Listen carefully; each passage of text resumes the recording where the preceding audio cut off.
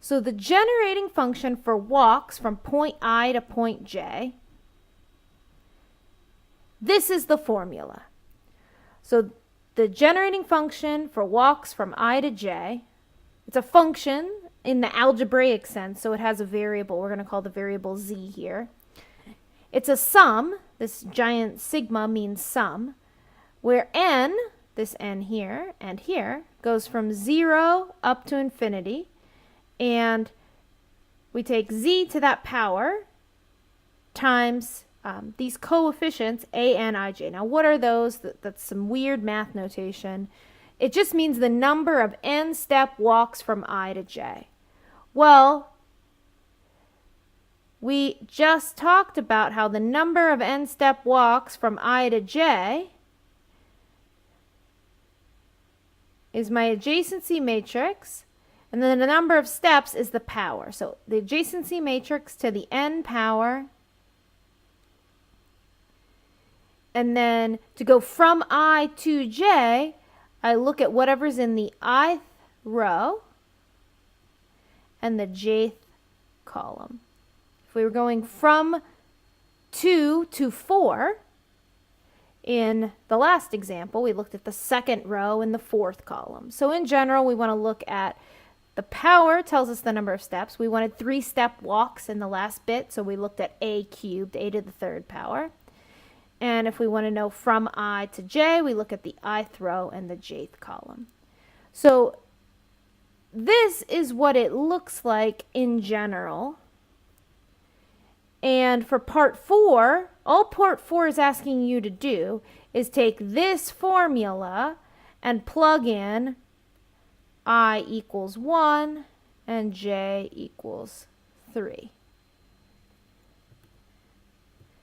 Because it asks you to go from point 1 to point 3. So we take this formula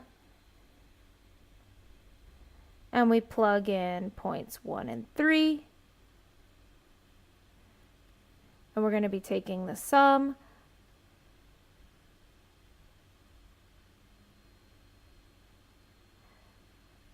of a and 1, 3. Z to the n. What this means practically is that you have to go back to our matrix multiplication, and for this is our n now, and for every n, you're going to pull out the first row, third column. So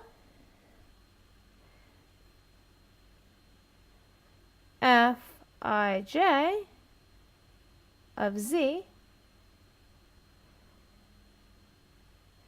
will be 0 times z to the 0 plus, the sigma meant sum.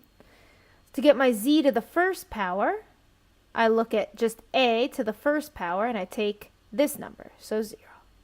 Why that number? Because we're looking at I is 1 and j is 3. And then for z to the second power, we look at the first row and the third column, that's a 2. For z to the third power, we look at first row, third column, that's a 2. And then we would have to get a to the fourth to find out what number goes in front of z to the fourth, and a to the fifth to find out what number goes in front of z to the fifth. But that's the idea. So if we wanted to simplify this formula a little bit,